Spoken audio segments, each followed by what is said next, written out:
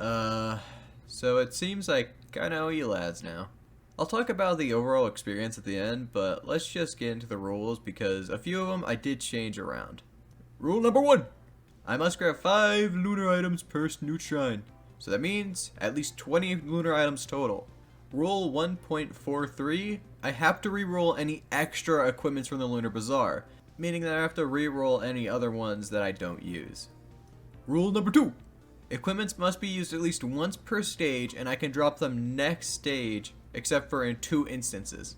Rule number 2.78, considering lunar items can just soft lock you depending on a lot of factors, I can use equipments such as like the volcanic egg to fly up to a newt shrine to activate it, but then I have to immediately drop it from my lunar item again and take it to the next stage. And the other instance is that at the end of stage 5, after I defeated the boss, I can pick up 1 normal equipment. Again, it's just another thing to try and prevent soft locking so I'm not just fucked. So if I'm unlucky enough to get like 3 convergences, I still have a chance to go up to Mithrix and win the battle. Rule number 3. I have to grab all lunar and void pods on the map. No exceptions. Rule number 4 is a purged rule. I will no longer be excluding beads. If it's what shows up, I'm grabbing it. But I still will not be cleansing. Rule number 5. Like and so, my first run started off like any other day. I got on after breaking my back in League of Legends. I woke up in the Titanic Plains and just kind of wandered around hitting 2 combat shrines and hitting a mountain shrine with a less than ideal item count. Ended up butchering some stone titans and... Are you serious? I take the blue portal and... No. No, God, please no. No! No! No! So I have to take the stone pauldron from the first newt shrine. I hate my life. I also end up with the convergence, but none of the other items matter too much. If you're really concerned about it, just look at my kit to make sure I grab them all. I dream of wealth, went to take a piss, and felt the pain of the stone pauldron. If you haven't seen the original video, which you should, I think it's a bit of an entertaining bit, but you know, do you, I guess.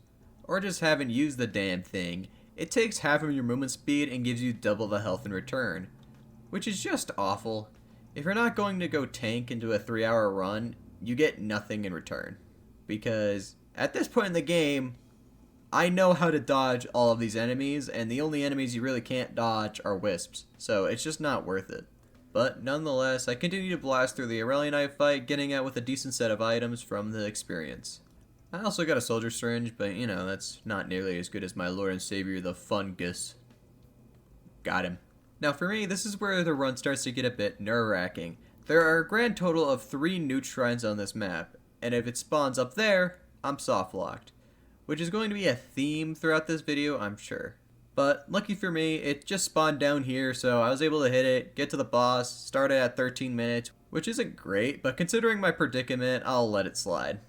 And hey, I got the item that can make monsters almost as slow as I am. Well, physically. The only thing even close to my level of brain damage is myself for taking this challenge on, knowing this would happen to me. By the by, if you didn't notice, I swapped out my tonic because I technically used it in the next stage and kept it the whole stage.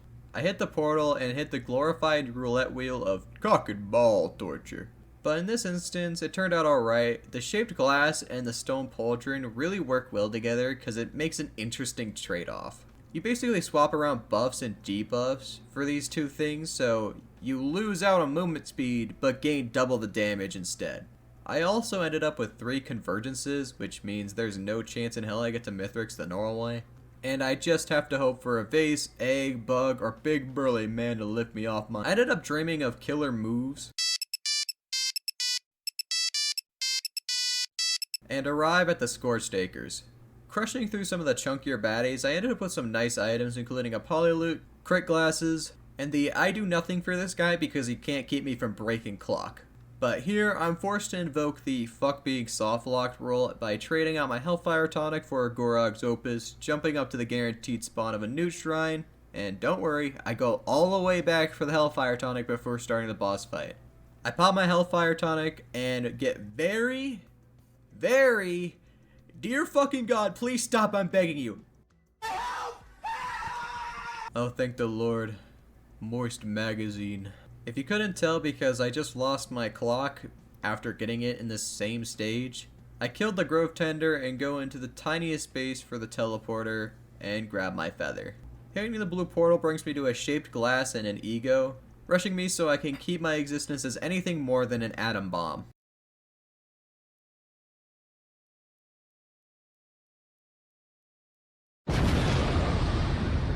I make possibly the dumbest idea of this run and choose to dream of Bowser's Castle. And, it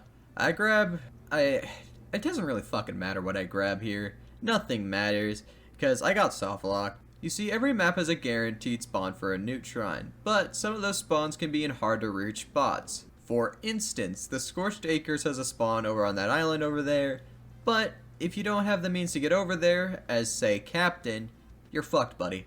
That's actually the main reason why I chose Acrid for this challenge. It wasn't just because I barely get to play them, it's because I need the capacity to hit the newt shrine every single time. Well, almost every single time. There is one newt shrine that Acrid cannot access, and it is very unlikely that it spawns there, and it's cut off at the same fucking time. If the tunnels are blocked off, there's legit no way for Acrid or any other character except for Mercenary to get back there and hit it. So, me and my brain damage chose the only map that I cannot access the hard to reach shrine. What, I sound like Waluigi screaming there. That actually kind of sounded like Waluigi. That's kind of funny. In my rage and hubris, I decided to go to the next stage anyway and immediately died because I rushed at a Blueberry Lemurian and just was mad and just like I didn't need to rush at him and I could have just like probably beat the run and just been like, oh yeah, this is a good start. But nope, I'm mad and I just threw it away.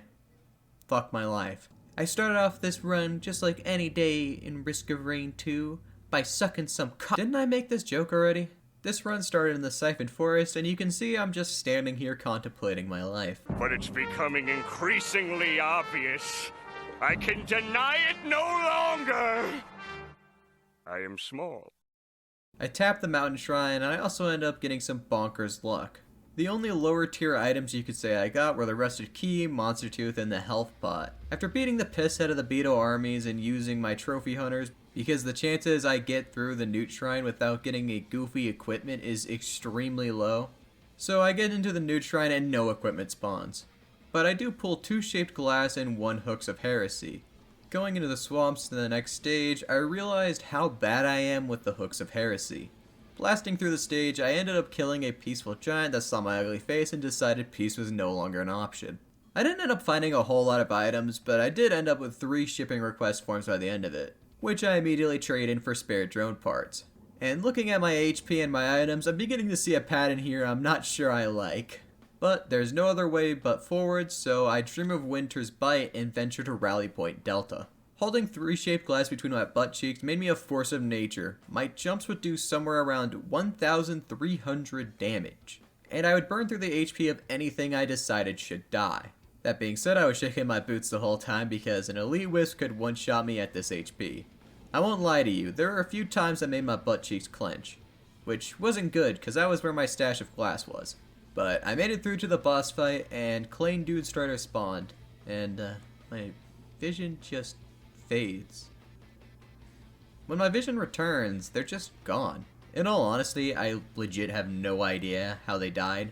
By my count, they had 2 to 3 seconds before they started taking initial damage, just instantly die, which is actually bananas. I hit the blue portal and I'm forced to yet again take another Shaped Glass, bringing me all the way down to 40 HP. I could be one-shot by basically anything. But in my luck, I also end up getting a Transcendence and an Ego. So at least I'm no longer one-shottable to like wisps. I dream of the wind because fuck getting soft-locked again, and I almost lose my existence immediately by jumping into the mouth of an Elder Lemurian. Oh no. Lucky for me, I had a healing pot from the beginning of the game, making it an A tier item at least because it saved my existence.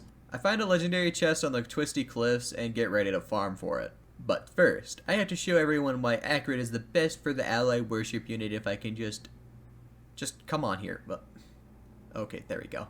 Yeah, take that, YouTube commenter that actually helped me beat Eclipse 8 with Acrid. eat my shorts. I get an interstellar desk plant from destroying the ring, and start the TP. Crush a few jellyfish, doing some hate crimes, and run a few errands, grabbing the legendary chest, and getting some spare drone parts that just get eaten by my ego. Nice. Then do a tad bit of scrapping, and go into the Newt portal where my nemesis returns. The damn stone pauldron is back. This is bad. I mean, I'm lucky my ego's eating most of my glass, but with a stone pauldron plus a transcendence, my life is going to be pain and suffering. I grab my Hellfire Tonic, another ego, and an Essence of Heresy, and leave the Newt Shrine for one final time. I spawn in, instantly grab a Void Pod that gives me Weeping Fungus. That is sure to heal my 1 HP when I get down to it, I'm sure. Oh wait, my Transcendence was eaten by my ego after I scrapped all my healing items? Sweet. I start the teleporter with a bell crushing me for almost all my HP, giving me a small panic attack. But I run up, kill the XI construct, and do the Dougie on its corpse. I also decided to do a bit of a cheeky thing considering what happened the last time I used my Hellfire Tonic, and just used it after the boss fight was done, and picked up my vase. I do a little scrapping, I trade in a mountain of white items for armor-piercing rounds, hit the teleporter, and make it to the moon. I decided to use my vase to skip over most of the, walking, because that's a good way to decide life is no longer worth living. Make it over to the cauldrons, just to use my scrap on a pocket rocket, which does literally nothing for me. I use my vase to zoom me to the battle with Mithrix, and a quick interjection here is that, my heart rate is just through the fucking roof, right? I'm panicking here. This is maximum level of stress. My veins and circulatory system were beating the current speed of the Gulf Stream, which its average speed is 6.4 miles per hour, bro. My whole body, if you stabbed into me, it would be a jet stream, I'm panicking here. But most of my worries just kind of bleed away with his health bar from my ego bombs. The poor boss didn't know the power of a YouTuber's ego. The fool. His construct phase was a very spooky part because I couldn't really get to a lot of the constructs and they could just pepper me from a distance. So I used this pole to just keep them out of my way, and then they would have to turn the corner, and then at that point, they were history. With all of them dead, I entered Mithrix's hardest fight. The part where all the condoms come off and it's just us sword fighting. And just to show you the absolute terror of this bit, I'm just going to show it to you in its entirety.